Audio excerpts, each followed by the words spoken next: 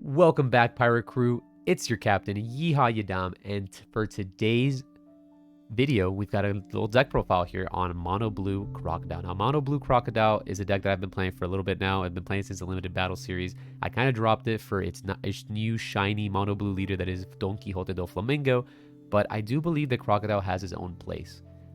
Blue in general has very strict bones, if you know what I mean. Both decks can be played with very similar cards, but at the same time, Crocodile offers an engine that Don Quixote do Flamingo doesn't, and that's the Baroque engine, which I think it's an engine that can only improve in the future. So this is a little deck profile of what I would say are the updated blue cards. I'm going to go about this deck, and then I'll, at the end of the video, explain to you what I think the bones of blue should be, and go through that very simply. So without further ado, I'm going to move Crocodile over here, and then I'll get to the profile. Starting off with some of the low end of the deck, we've got 4 of the I'm going to mess this up again. No. Trafalgar Law. Did I do it right? I said the flag. Okay, so we got Trafalgar Law here, a 1-drop, 1K blocker that's recyclable by Gecko Moria. What more do you want? What more do you need? Again, I don't think I need to explain it more than enough. The 1-drop, 1K blockers, they do more than you think, and this law is the only one that is recyclable. Really, really good card. Helps versus aggro, helps versus control, and helps you stall the game until you get to the game state that you want and the game plane that you want to get to. But that's not our only weenie blocker. Our deck actually has a new weenie blocker of its own. Back in the Limited Battle Series, we had Boa Hancock, which isn't a terrible card, and in the 1K, the gentleman that topped with the Crocodile deck was playing Boa Hancock, but I opted to play Miss All Sunday because I believe that this card is just much, much better. I didn't want to go ahead and play events or cards that triggered in life. I just don't believe in them. They're just not meant for me. But maybe that's where I made those mistakes. The gentleman that topped was playing Jinbei as well as Boa Hancock, so he was definitely playing a lot of triggers in life, and maybe that worked out for him. But I usually try to go for a variant that I can play through my hand and use my hand and what I have knowledge of to play a little bit better. So Miss All Sunday here is, in my opinion, one of the best cards in the game. If your leader is of Baroque Works kind, when she is knocked out, can grab any event in the game. Obviously, in Blue Purple Crocodile, this is a little bit nicer because you can grab Blast Breaths, you can grab, if you're playing Bagwas, and any other cards that you can mix with the leader. I know Crocodile is Mono Blue, but Mono Blue has some really, really good events, which I'm going to take my time to. Usually I leave the events for last, but I'm going to go ahead and explain the events that I'm playing in this deck because I just want you to see what I'm thinking of. First, I'm playing 2 of Desert Spada. Desert Spada is either a 1 cost 2K blocker, or it is a free 2K blocker if you have the 7-drop Crocodile on the board, which I really do enjoy that card.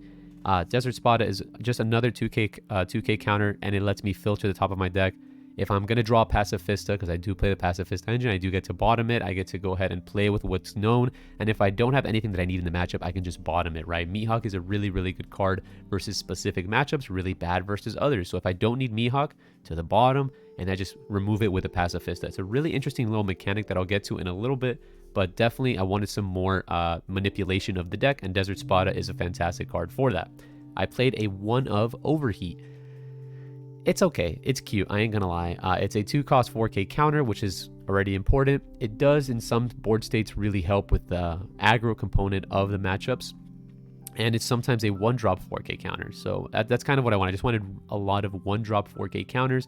And obviously, the best 4K counter that we can play, we're maxing out on it in terms of the Love Beam. Love Beam is a fantastic, fantastic card. But I just wanted more 4Ks to do the consistency with Miss All Sunday. If I whiffed on a 4K counter or event spell and I just had Desert Spada and I was just recycling Desert Spada, she's good, but she's not as good as if I'm recycling Love Beam. So obviously this combination of cards is insane because you start dumping from hand, cycling through the deck, and then recycling the Love Beam to continue the cycle, and it's really, really hard to ever get damage on you. Even with Overheat, it's really good into the aggro matchups against red. It starts to really put nails into their plan as they're trying to play their Nico Robins. Their Nico Robins will just add this, and this will just bounce the Nico Robin, and you're in a good spot. Funnily enough, if they play Usopp to counter this card bounces Usopp before Usopp's effect is able to resolve, and therefore it doesn't give them the draw.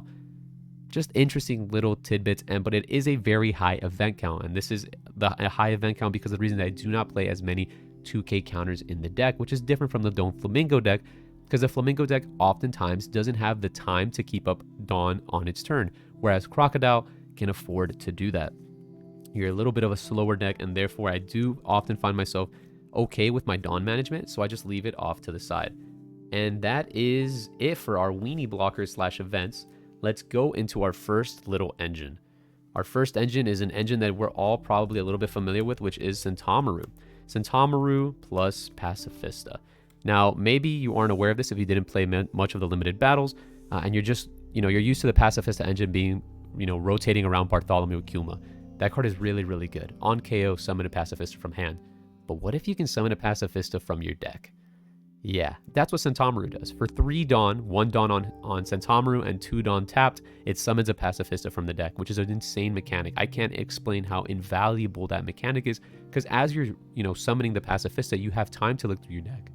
Not only can you reshuffle the top of your deck, because if you know that there's only bad cards coming, let's say you didn't need a Mihawk, you put it to the 5th card from Flamingo, now you play Centaumeru, drew the card off your turn, and then you're just going to go ahead and reshuffle the top of the deck, so your Desert Spot can then show you another 3 different cards. At the same time, you get to look at what's left in your deck. You can kind of have a good idea of what's left in life. If you're good enough as a player, and you're just good enough with your list, you can quickly look through your deck, know what's in life, and then proceed from there. Not only that, this is a 5k body, so after it does its thing, so it definitely helps with aggro, it helps versus the weenie decks, and then you're just summoning a card that is a real threat. This Pacifista is insanely strong. It helps you with, defeating the really high-costed cards, and just by removing a card from your deck, you're also getting to the better cards in your deck.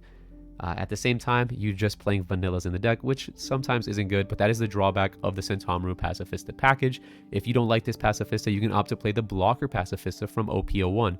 I didn't personally play it, but the player that played in the 1K played a 3-4-1 split, and I was thinking of it. It's a very interesting idea. I just didn't find space in my deck to fit those cards. But it's a very powerful engine. It's a bit of an old school engine, but it's still golden. And now for our Warlords, which is basically the largest engine in the blue deck, right? So let's see here. We've got, for starters, 4 of the Flamingo blocker. This card is just insane. I don't have the alt arts or the parallels.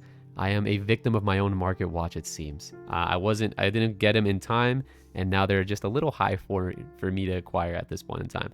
But this card is fantastic. It is an amazing, amazing card. Filtered through the top of your deck. It is a 4K blocker. It can attack. It can defend. It can really do it all. And it's also a great 7 Great Warlords of the Sea, which is recyclable by Gecko Moria. I wanted to play as many Gecko Moria targets as possible. Unfortunately, Miss All Sunday cannot be added back by Gecko Moria, but if she could, oh Jesus. This card is fantastic. It adds basically half of your deck. It does not add the Centaumeru package. It does not add the Gecko Morias, but it adds everything else back to your hand, without the really high top end. Anything that's 4 costs or lower, I believe. So very, very good card. It can add a 1k blocker. It can add your 2k counters. It can add your Boa Hancocks. It can add your Flamingos. It can add back Teach. And it just adds back legitimately all of these cards. All of them. Which is really, really good. Now, the player that played in the 1k opted to play Jinbei instead of Teach. Not a bad idea. The only issue with Jinbei is that he's not a 7 Great Warlords of the Sea. So in doing so, you lose this consistency of the Gecko Moria. You also add a trigger to your deck, which honestly might just be better. The issue with the Jinbei as well is that I don't believe it has combo power. So those are all the things that you have to weigh, but definitely maybe an assortment of it is bad, or maybe just removing Teach from this deck and playing Jinbei is just better. It's really tough for me to say. I haven't practiced the Jinbei as opposed to the Teach, and I've just really enjoyed the Teach. Teach is an attacking stat line as he is a 4k attacker, where Jinbei is, I believe, a 2k, so it makes it a little bit easier to get around, but unfortunately, I went for the Teach, and maybe that's why I've been struggling so much, because I'm bouncing the Nico Robins instead of bottom decking them. Also, adding a trigger factor, it's like difficult to account for how important that is, because the moment that you get the Trigger of Life, that is just an insanely, insanely powerful effect if it happens at the right time. But it is what I would consider something sackier in the game, and I don't want my deck to be sacky. I want my deck to be consistent. But that is the Warlord engine, which I believe most blue decks play a very similar amount of. And then for our top end is, oh my goodness, we've got 2 of the Mihawk. I didn't go 3 because that seemed like too much. Maybe I wasn't manly enough to go for the 3. I went 3 on the Flamingo, 3 on the 7-drop Crocodile, and then for our addition that I don't think anyone's playing and people are sleeping on, Crocodile Blocker from the structure deck. Now, Crocodile Blocker from the structure deck, let me do it like this. I think this is a little bit better because Mihawk is the top end. So, Crocodile from the structure deck, if you don't know what this card does, it is a non-counter 6k blocker. If it has a Dawn under it, when it blocks, bottom deck a card from your opponent's bottom deck a character from your opponent's board that is 2 costs or lower. Versus aggro decks versus red, their value engines, their Namis, their Choppers, their Bonnies, their Usopps, their Sanjis, like it bottom decks a very good portion of their deck. If they're playing the 2k vanillas such as Vivi or Sai, this card does God's work. It is a 6k blocker, so they can no longer attack me for 5. 5 is no longer a real number versus me, which ups their threshold. The main issue with this card, again, is that it just has no counter. It is jet pistable. I guess the difference between Crocodile and Virgo is legitimately just that. Virgo cannot be pistoled. It has to be pistoled with a combo in terms of Otama or Law, where this guy can get pistoled immediately. If that is something that makes you not want to play Crocodile, I understand. But I would rather take that for what I believe is a more valuable card, as this card will always be a 7 because I'm going to place a Dawn under him. It's an attacker. It's a defender. It does a lot. This card, every time I've summoned it, has been pivotal to my strategy, and just because he has 1k less than the other usual card that would be in his slot, aka Virgo, doesn't mean that he's necessarily worse. So I went for the Crocodile, and I've enjoyed playing him in my deck. It's also kind of thematic that I'm playing as many Crocodiles as I can in my Crocodile deck. I also opt to play the 7-drop Crocodile. I think this guy is one of the best cards in OPO1 as well. The Banish mechanic is a mechanic that we don't explore a lot. Not many cards have the Banish mechanic, and it is a very strong mechanic. You know, once this guy can consistently turn sideways versus any deck. Aggro control, it can always turn sideways because that Banish mechanic is a mechanic that puts them on a clock, and he's swinging for 8 every turn. So it's a card that it's almost always has to be defended. If he gets to get in there and banish cards, then you're already winning. If you're dealing with your board, using your board, and then he's dealing with life, he's just one of the best attackers in the game.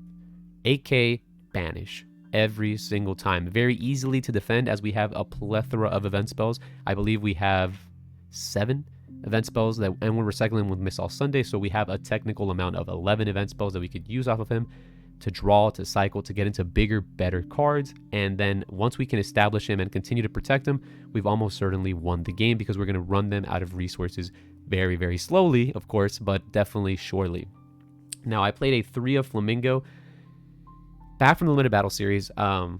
Remember, you go to 10 Dawn. 10 Dawn is the maximum that you can have, and Flamingo allows you to use that 10 Dawn a little bit better than Mihawk. Now, I get it. Mihawk's effect is a lot better than Flamingo's, but when you can pair a Flamingo with a Pacifista trigger, now you're really gaming, because Pacifista is a 3-cost to trigger, 1 on this and 2 Dawn placements, so you can use effectively 10 Dawn by going Pacifista, Flamingo, and then flipping off your leader. That's kind of what I wanted to do. I wanted to maximize the amount of 10 that I can do every single time. The only time I can maximize 10 with a Mihawk is going Mihawk plus Law, or Mihawk and keeping 1 up for Spada, or if I have a Crocodile on board, 1 for Love Beam, which, yes, there are a lot of scenarios where that can happen, but I want to up my 3-cost count in terms of Centaumaru, my Flamingo blocker, and going Flamingo, Flamingo blocker, flip, or Centaumaru, Flamingo, flip. And that's why I went higher on the Flamingo count, although I did see in the 1K that many people opted to do this instead. I'm not necessarily sure what's right, but I found that this is where I really enjoy it to be. I'd often just I want to let you guys know what people are doing, what I'm doing, just so you guys can have the most understanding of multiple decks and how they're going about doing things. But maybe it is correct to go higher on the Mihawks. Personally, for me, I think 2 Mihawks is just fine. And then obviously the 2 Mihawks, one of the best cards in from OPO1. His effect is really, really good. His stat line is really, really good. But not having counter, and the fact that he's very, very heavy and he's really bad versus aggro, makes him, have that issue. That's why I like this Crocodile, because he does at least have counter at the very least. So with that is my mono blue Crocodile deck list. I know there was a lot to be said. There's a lot that already has been hashed out, and I know that this week I've already posted the 1K, the decks from the 1Ks, but I hope that this video explained my deck choices, explained why I chose these cards, and gave you some insight into the Crocodile and the mono blue format. When I'm talking, in the beginning I said that I explained that mono blue has a very strict amount of bones, and I do think that that is exactly correct. You do in Doflamingo as well as Crocodile have to play an assortment of 7 drops as well as Virgo as well as Mihawks in order to defeat your very heavy matchups in purple and green and these greedier decks. So we are forced to, because we're blue players, to play those cards in some sort of capacity, and I think this would be as much of a top end as I would play. Often people choose to swap out this Crocodile for a Virgo, but in both scenarios, it's absolutely fine. But this is similar to the top end that Doflamingo plays. They also play all of the same weenie blockers in terms of Law, Quixote, Boa Hancocks, and things along those lines. And obviously, Flamingo values the Teach over the Jinbei. So I hope that that also explained sort of a Don Quixote list as well to you guys. With that being said, that's going to be the end of this video. If you guys liked it, please leave a like down below. It really helps me with the algorithm. If you have any comments or questions about the deck list or anything that I didn't answer in this video, please leave a comment down below and I'll do my best to get back to it. And if you haven't considered joining the Pirate Crew, please consider subscribing, and I'll see you guys on the next one. Peace.